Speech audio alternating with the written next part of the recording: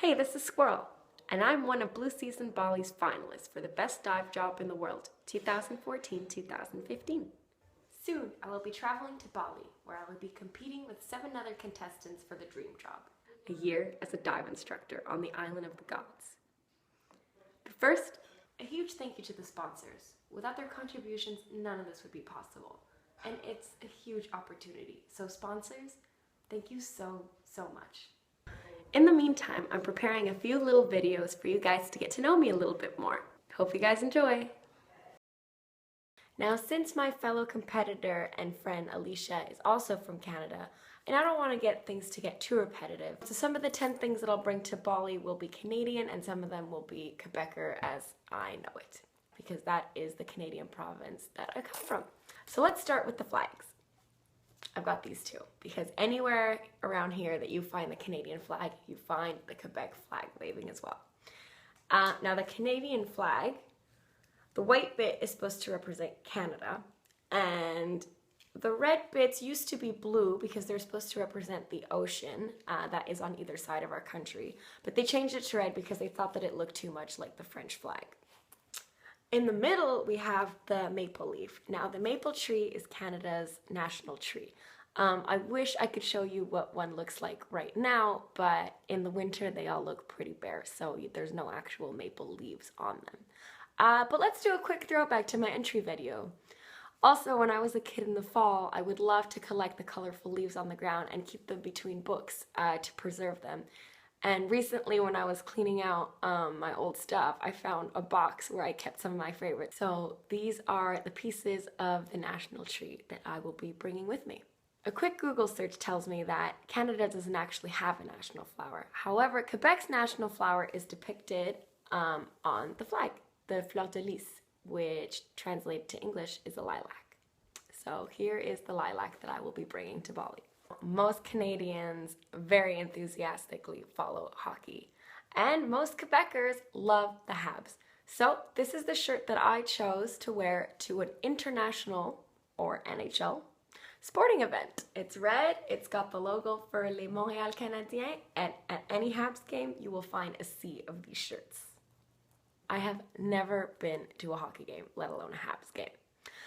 However, it is my understanding that real fans do not bring anything to cheer on the sport other than their hands and their vocal cords. However, Quebecers at games drink beer, and the cups that they drink the beer from, they wave vigorously. So the Quebec film that I'm going to want to share with you guys is called La Guerre des Tucs. The film is about these 2 rival gangs of kids who go into a snowball fight with each other. And for most of it, it's a comedy and it's really fun to watch, and it reminds me of my childhood.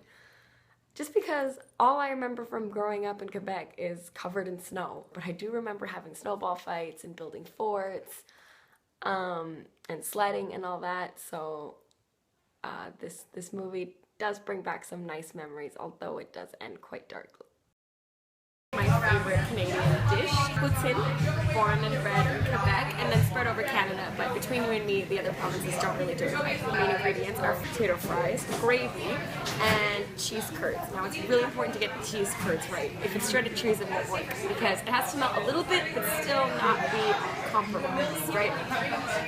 And the gravy is kind of how you put your spin on your poutine. Some places do like a beef base or like a mushroom base.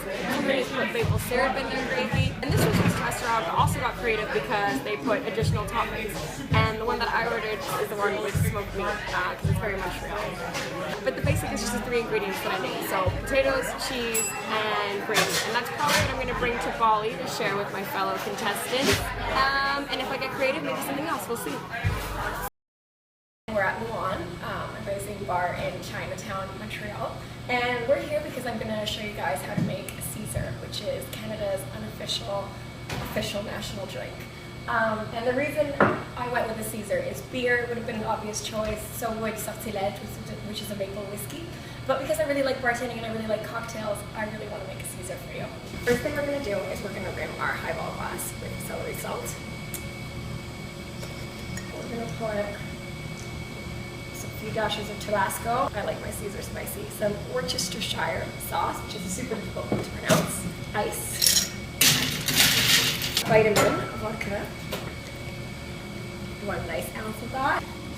And some clamato juice, which is tomato juice with clam broth in it. And the reason this is a Canadian drink is because you don't really have it in other countries unless there's a predominant Canadian population, just because the notion of clam broth in a cocktail is really strange. So unless it's something that you kind of grew up around, you're not going to really think to try it. But take my word for it, it is really yummy. Cheers, guys. So, lastly, you've already had a teaser of this in my last video, but the sweet thing that I will be bringing with me is an obvious choice, maple syrup. It's probably our most valuable export. It is so delicious and it is good on everything. The way that I want you guys to experience it is in a way that you'll really appreciate it in its true form. So all you'll need is the syrup and a stick. Oh, and also some snow. Not sure how I'll make that happen in Bali, but squirrels are pretty crafty, so I'll make do. And now the sponsors for the best dive job in the world. Blue Seas in Bali, Patty, Aqualung, Sunto, Wonderpuss, Abyss World, Water Adventure Ocean Wide, Dive Masters Indonesia, Intova, The Menjengan, Air Bali, Pramasana Beach, Surface Marker, and Project Aware.